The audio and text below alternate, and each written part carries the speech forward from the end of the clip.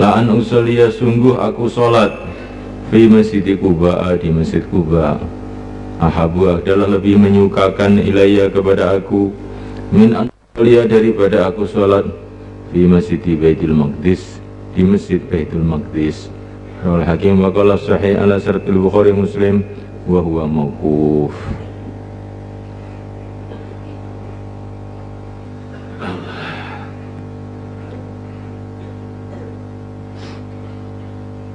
Ada tempat, ada masjid-masjid yang diistimewakan oleh Allah.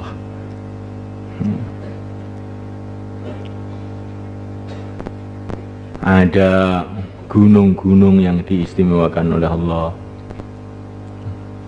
Masjid yang diistimewakan oleh Allah, Masjidil Haram, Masjidil Aqsa, Masjid Nabawi, Masjid Quba.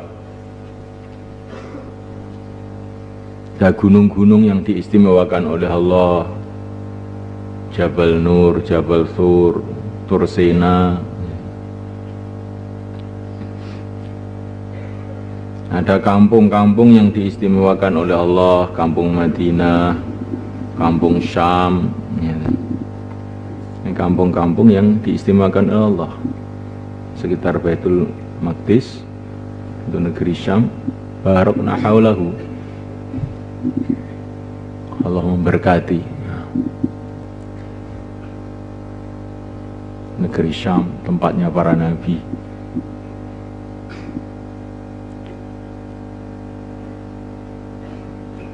Makkah Al-Mukarramah, Madinah Al-Munawwarah, Syam, ini termasuk kampung-kampung atau negeri-negeri yang diistimewakan oleh Allah.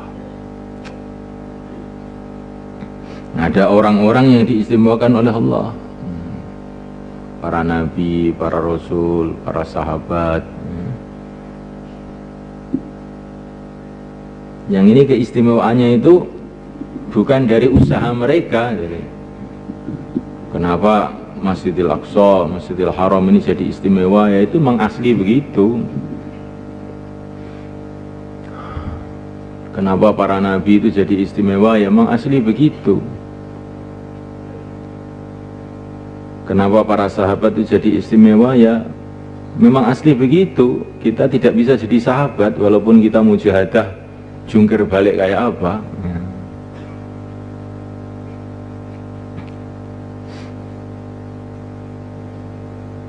Begitu juga dalam hal-hal materi, ada perkara-perkara diistimewakan oleh Allah. Ada batu-batu yang istimewakan oleh Allah, ya. Batu intan, batu akik, virus.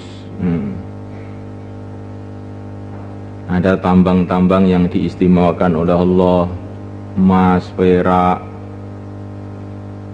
uranium, platina, macam-macam, ya. Kenapa kok begitu? Ya sudah aslinya begitu memang. Begitu juga manusia ini. Ada orang-orang yang memang diistimewakan oleh Tuhan asli. Ada yang dimuliakan oleh Allah SWT itu karena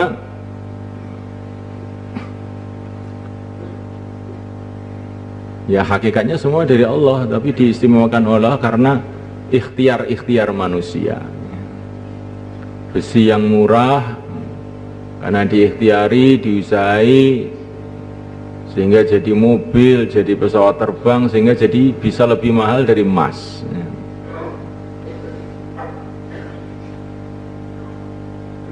Kayu yang murah karena diusahain, diatur demikian rupa jadi mahal.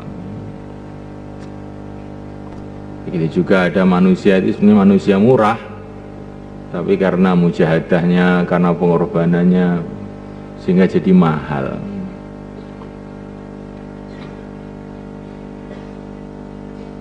Jadi sunnatullah itu begitulah, maksudnya ada perkara-perkara itu memang asli mahal, ada perkara-perkara mahalnya itu karena ikhtiar manusia. Yang semua ini hakikatnya juga dari taufik dari Allah semua. Cuman jalan untuk menuju kemuliaan itu tidak tertutup bagi semua orang, terbuka untuk semua orang. Kita nggak bisa jadi nabi, nggak mungkin jadi nabi, nggak mungkin jadi sahabat. Tapi bukan tertutup kemuliaan itu. Kita berjuang, kita usaha, kita musyahadah mengikuti jejak mereka. Walladzina taba'uhum bi ihsan, akhirnya dapat kemuliaan seperti mereka. Walaupun tidak sama.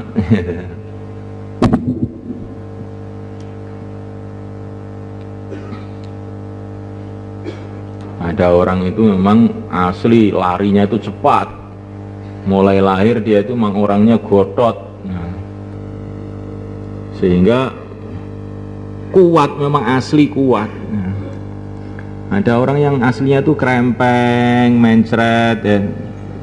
Tapi dia ini menjaga kesehatan, olahraga tiap hari, sehingga akhirnya bisa menyamai yang asli gotot tadi. Minimal ya di bawahnya lah ya. Walaupun tidak sama, tapi bisa meningkat gitu. Ada orang otaknya cerdas sekali sehingga membaca 3 kali sudah hafal, ada ya. Ada orang itu yang nggak hafal-hafal, sudah 30 kali pun belum hafal-hafal. Tapi walaupun nggak hafal-hafal, dia baca terus sampai 100 kali akhirnya hafal ya. Akhirnya sama dengan yang cerdas tadi. Cuman ini prosesnya 100 kali, ini 3 kali ya. Tapi akhirnya kan sama-sama hafalnya tuh, sama-sama akhirnya ya. Jadi jalan menuju kebaikan itu dibuka oleh Allah untuk semua orang. Ini saya melihat di Pakistan tuh ada orang itu otaknya itu betul-betul bebal, betul-betul. Namanya ngapalkan Quran itu 1 ayat diulang-ulang mulai pagi sampai zuhur tuh nggak hafal-hafal. Tapi orang ini dikasih oleh Allah itu keistimewaan yang lain. Dia ini sabarnya juga luar biasa. Dia kalau ngulang-ulang tuh habis maghrib sampai subuh itu kuat. Nah, sehingga akhirnya hafal juga, bahkan lebih lancar dari yang pinter-pinter gitu. Nah gitu. Jadi apa itu? Kadang-kadang Allah kasih keistimewaan dalam kecerdasan, kasih keistimewaan dalam kesabaran. Maka jalan menuju kebaikan itu terbuka bagi semua orang. Jangan kemudian kita ini berputus asa.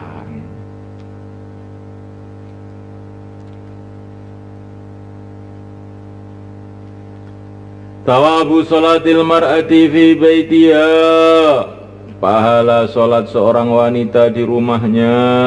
An Ummi Salamah radhiyallahu ta'ala anha qalat qala Rasulullah sallallahu alaihi wasallam, sholatul mar'ati fi baitiha, sholatnya wanita di rumahnya khairun, lebih baik di kamarnya. Salatul mar'ati fi baitiha, salatnya wanita di kamarnya khairun, lebih baik min salatiha, daripada salatnya fi hujratiha, dalam hujrohnya. Hujroh itu kamar yang lebih besar gitu. Jadi bait itu kamar yang paling kecil, terus ada kamar yang lebih besar di mana bait itu ada di dalamnya. Wa sholatuha, sholatnya fi hujratiha, dalam hujrahnya khairun, lebih baik min sholatiha, daripada sholatnya fi dariha, di rumahnya. Rumah itu yang lebih besar lagi. Jadi rumah, di dalam rumah itu ada hujrah. Hujrah itu, dalam hujrah itu ada bed. Wa sholatuha, sholatnya fi dariha, di rumahnya khairun, lebih baik min sholatiha, daripada sholatnya kharijah, di luar rumah. Rawahu Tabrani bi isnadin jayyid.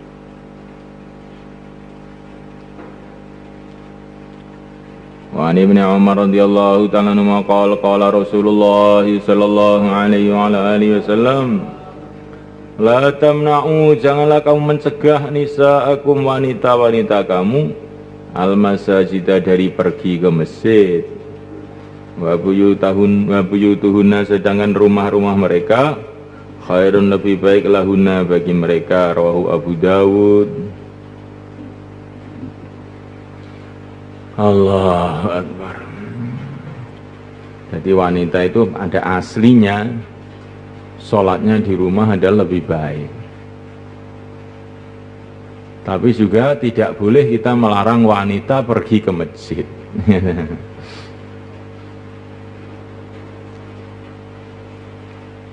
Karena apa?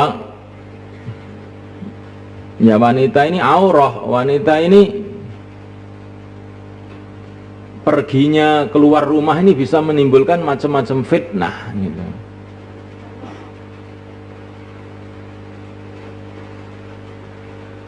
Ini tentu ini kondisi zaman dulu loh ini,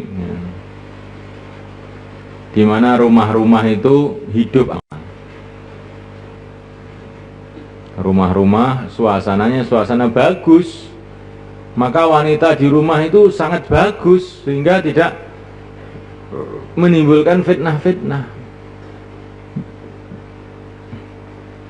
Tapi seperti zaman sekarang ini di negeri kita ini,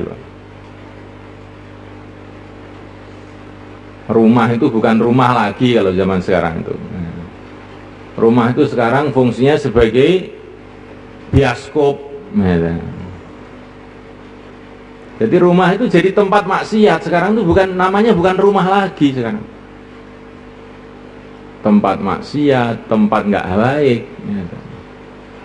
Maka dalam kondisi seperti ini ya tentu hukumnya berbeda. Sekarang itu di negeri kita itu yang ada suasana agama itu ya cuman di masjid. Maka kalau pandangan sebagian ulama, ya seperti kondisi seperti di negeri kita ini ya wanita itu bagus kalau ke masjid. Karena dia ini tahu suasana agama itu hanya bisa di masjid. Mendengar nasihat agama di masjid, rumah-rumah nggak ada suasana agama. Tapi itu tentu pakai tertib, jangan sampai menimbulkan fitnah. Maka di masjid itu dikasih satir, kasih tutup, pembatas laki-laki wanita. Nah itu di Masjid Nabawi dulu nggak ada pembatas, Pak. Kenapa di Temboro dikasih pembatas segala? Ini kan bid'ah ini. Ya dulu wanitanya sahabat itu, mereka ini mukanya ditutup semua, ya kan? Mereka ini orang-orang solehah, wali-wali, nggak ada yang pengen ngincang, itu nggak ada. Nih, sahabatnya juga nggak ada yang pengen ngintip, wanitanya juga nggak ada yang pengen ngintip, ya. Sehingga nggak perlu pembatas. Jadi ini cuman ihtiyat ala sabilil ihtiyat, kehati-hatian supaya lebih terjaga.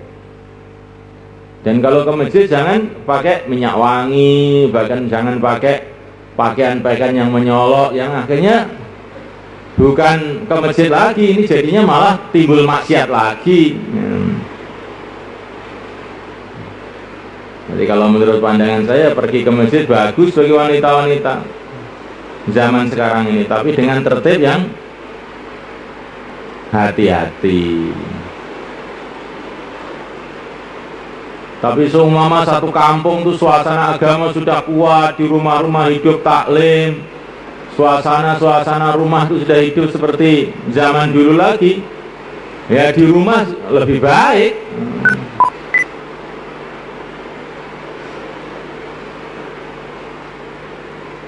Tapi itu juga seumpama sudah terjadi suasana seperti itu, kita tidak boleh melarang wanita pergi ke masjid dengan nas la tamna'u nisa'akumul masajid. Tapi tidak digalakkan ke masjid itu. Walaupun sudah suasana baik itu, wanita tidak digalakkan ke masjid. Di rumah lebih baik.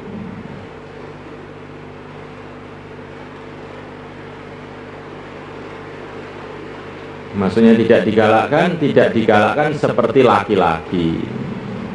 Karena pada zaman Nabi itu wanita ke masjid juga. Zaman Nabi itu wanita ke masjid juga. Wanita juga Jumatan juga. Walaupun Jumatan itu tidak wajib atas mereka, tapi Jumatan juga, wanita ke masjid juga. Karena ada orang yang beberapa daerah di Jawa Barat tuh kelewatan, wanita tuh nggak ada yang ke masjid sama sekali. Di saat di rumah pun juga tidak ada agama. Akhirnya itu banyak sekali wanita itu nggak bisa sholat sampean. Nah ini tentu hal-hal yang tidak bagus. Kemarin beberapa wali murid tuh tanya sama saya, kalau wanita Jumatan itu masih wajib sholat duhur lagi apa tidak? Karena di tempat dia ini nggak ada wanita ikut Jumatan tuh. Karena Jumatan itu sunnah katanya para ulama kami. Maka habis Jumatan sholat duhur lagi. Oh tidak. Kalau sudah Jumatan tidak usah sholat duhur lagi.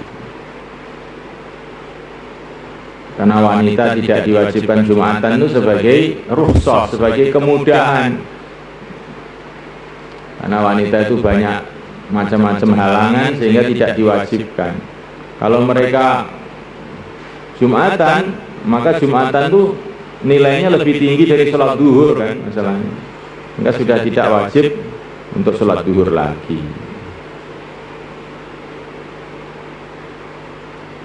Dan ini ijma ulama kan, ini sudah ijma sebetulnya. Karena sekarang ini zaman ini saking zaman orang tidak belajar ilmu, sampai di Jombang itu juga ada aliran Jumatan itu tidak wajib. Yang wajib itu sholat 5 waktu. Ini aliran Siddiqiyah di Jombang itu. Ya.